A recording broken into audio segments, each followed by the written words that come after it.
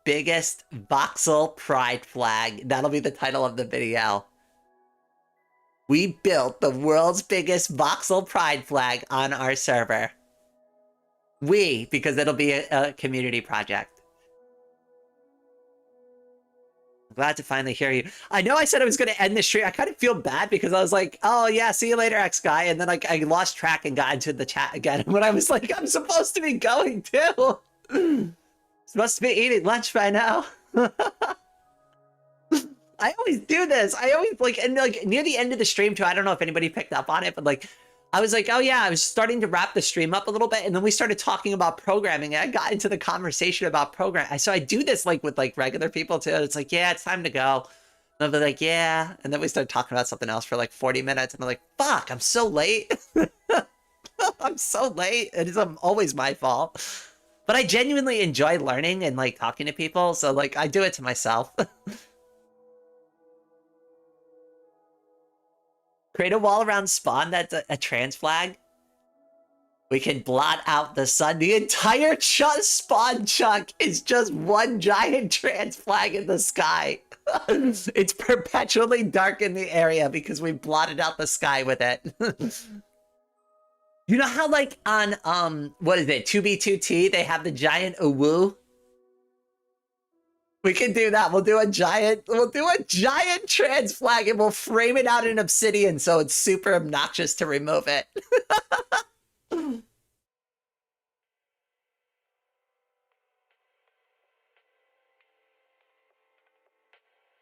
I don't know if you missed this part, Maddie, but you can go up to 31,000 blocks in Luanti. We can build this as high as you want it to go.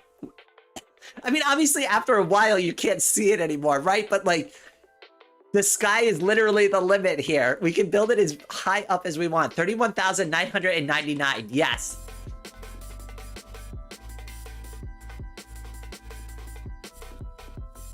Obsidian is easier to remove than protected normal blocks.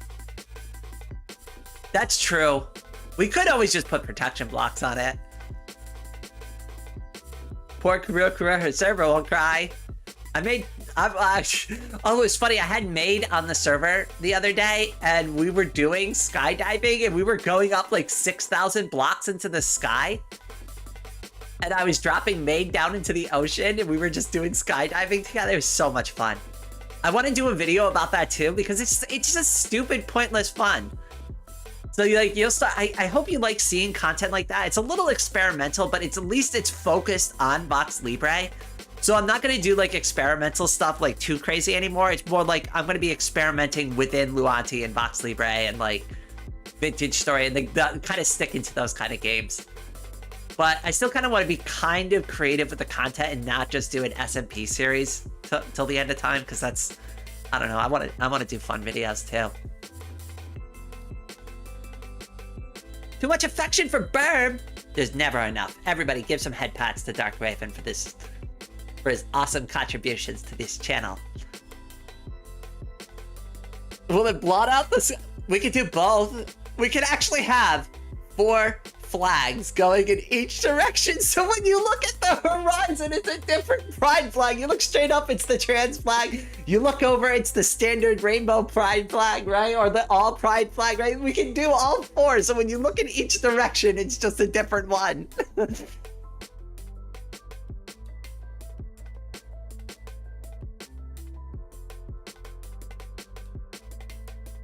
You contributed music. You've been hanging out in these live streams since I started live streaming, Dark Raven. What the hell?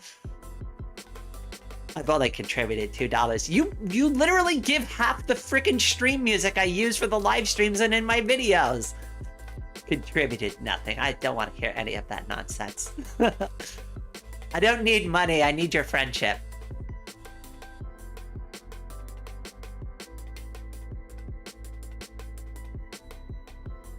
Oh my goodness.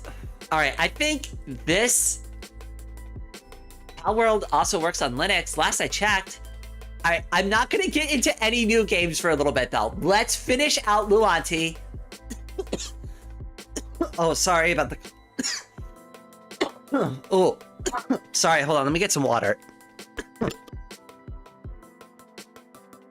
Oh my goodness, sorry A about that. droplet named Yargirl Charlie has joined the rain cloud. Yo, Charlie got a membership. Oh, we gotta clip A that and send that droplet to named her. Just Viking Moose has joined the rain cloud. Gombik, oh my goodness, thank you so much for the membership gift. Everybody, head pats in the chat for Gombik. A droplet named Ronan has joined the rain cloud. You sneaky one, you did it right before I was about to end the stream. A droplet named MJ Klein has joined the rain cloud.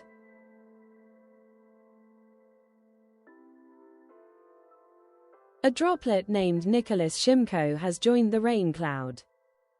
Ooh, Ava got another one too. That one's coming up soon. A droplet named Mercy has joined the rain cloud. Okay, we got a couple of regulars got a membership. That's named awesome. L4ZY Linux vendor has joined the rain You know cloud. what's crazy though is that you all gift memberships enough and you all show up to these chats enough, like where a lot of these Chan19 has joined the rain cloud. A lot of these usernames I recognize on the spot. I'm like, oh, I know who all these people are. A droplet named Asher Whiteheart has joined the rain cloud. Just keep donating, turn the stream will never end. Hey, I mean, if you want me to do a 24-hour challenge live stream, I'm down. The rain cloud. If we're being realistic about this, like let's just be realistic about this. Kuru knows this about me. She's a close friend. A couple of people who hang out or like really close with me know this about me, but I can be a raging insomniac. I shit you not. When I say I can stay up for like 2.5 days, I'm not exaggerating. I could probably pull this off. It wouldn't be like 2.5 days straight of live streaming, but like with like reasonable breaks, I could probably pull off a marathon stream.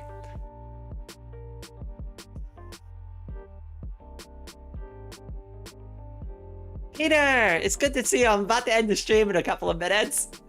I'm sorry. Let's just keep donating. You know, honestly, that's a good strategy, though. I think Rain's favorite monster in Pal World would be Dazzy? I'd have to see the monster. Let me look it up. Let's look up what Dazzy is real quick. All right, that's going to be the last thing I'm doing on stream, though, before we end it, okay? But I'm going to look up what a Dazzy is in Pal World.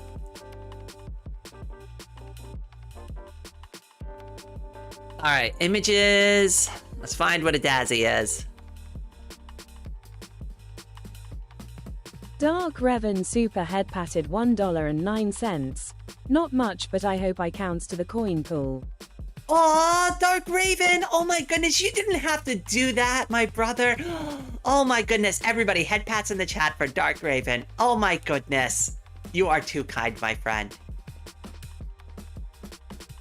That was amazing. Oh my goodness. Thank you so much. You already have done enough by just being here. I just want you to know that, okay? Just want you to know that. Okay, so here is what it is. It is a Dazzy. Okay, I can see why.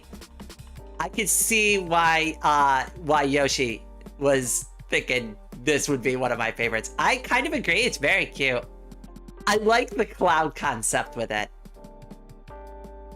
Okay, I can probably get into it. I like fire creatures, though. I know my name is Rain, and you would assume I'd like water creatures, but I actually like fire creatures. I know, it's a bit of a misnomer. Kuru Super Head patted $10. Hee hee hee. Oh my, I was joking, Karun. You don't have to actually keep doing that. That was supposed to be a joke, my friend. Oh my goodness. All right, everybody, head pats in the chat for Kuro. Oh, by the way, I mentioned this at the beginning of the stream. I know a bunch of you were also there too, but for anybody who was at Charlie's stream earlier and gave generously to help her out with her fundraiser, like, I also want to say thank you, because obviously she's part of our community. You all are part of our community too. So when you help out somebody in our community, I really want to make sure that I really articulate how awesome that is for me to see. Like, and I really I want to put this out there for everybody. I really want you to take a moment and pat yourselves on the back for showing up there, because even if you didn't donate, you showed up and you really gave support to somebody in our community who really needed some help right at that time, right? And they told me right before the stream, they're so worried nobody's going to show up. They're not going to, and we got them the money they needed to buy a new laptop so they can continue making YouTube content, right? That's a huge win. And that was all facilitated through our community. That's something we did together. So even if you didn't give a direct contribution or whatever, I just want you to all be really proud of yourselves for that. Your super head patted $2. No end for the stream XD.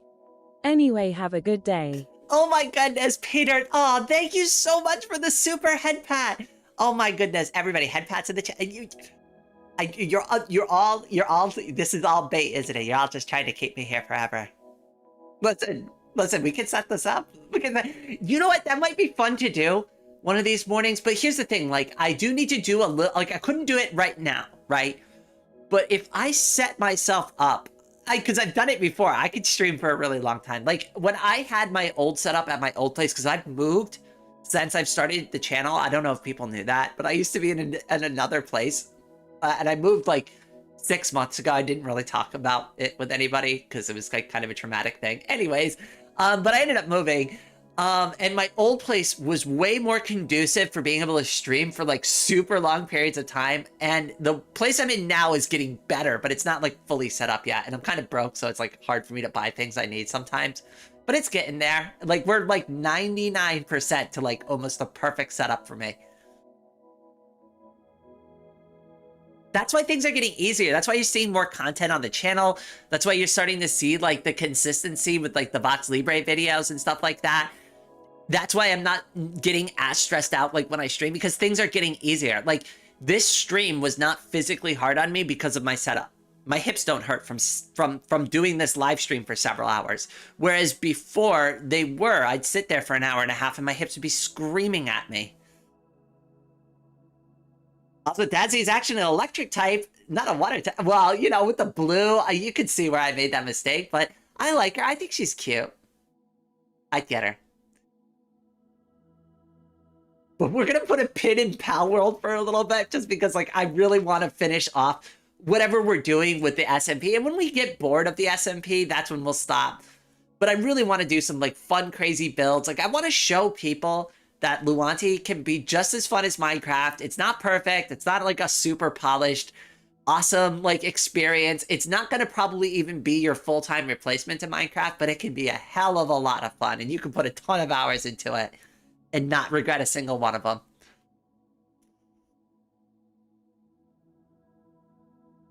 You remind me of my father because my father has nerve issues and bone spur on his hip. So he basically has constant pain. Yeah, that's so like, for me personally, just said like your father could probably relate to this as well.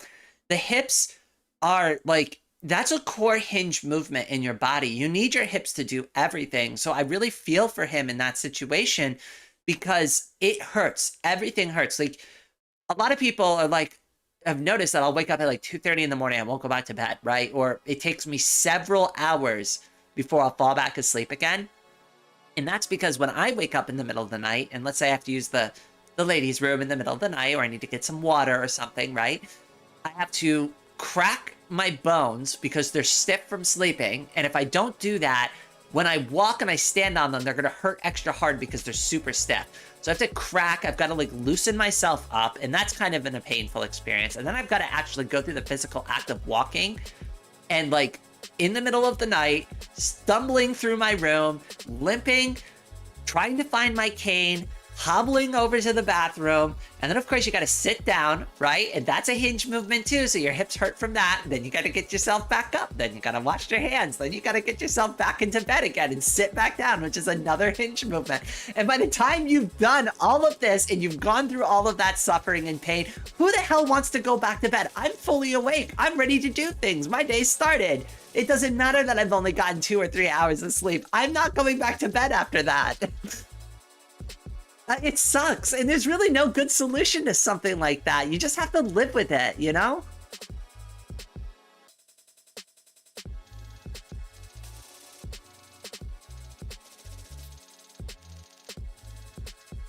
Oh, we wrapped up VoxeLibre probably about a half an hour ago. 45 minutes ago, actually. I actually was supposed to wrap the stream up like about roughly 30 minutes ago, and then I got into side conversations again, and then people started donating, and then, yeah, now we're here. We were supposed to end the stream already. It was supposed to already be over.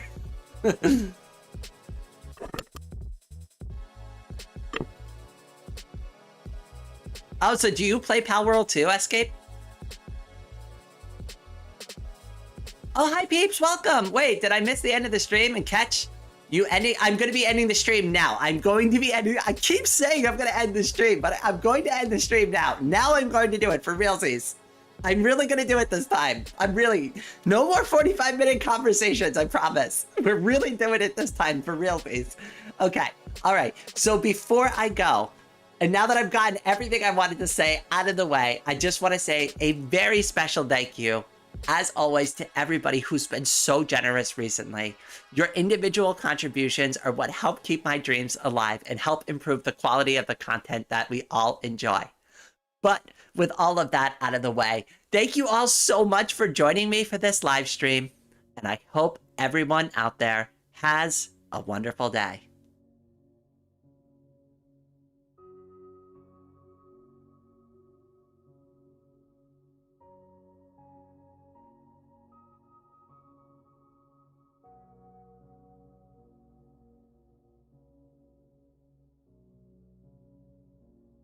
Karu, I saw that! I was just about to end the stream! If anybody didn't see that, Karu just donated $5 right before I was about to hit the end button. I caught that, cutie. Nice try. You weren't quick enough. Alright, quick head pats. Now I'm really leaving. I'm going back to the screen. Bye, everybody. Thank you again. Head pats for Karu. I love you all. Thank you.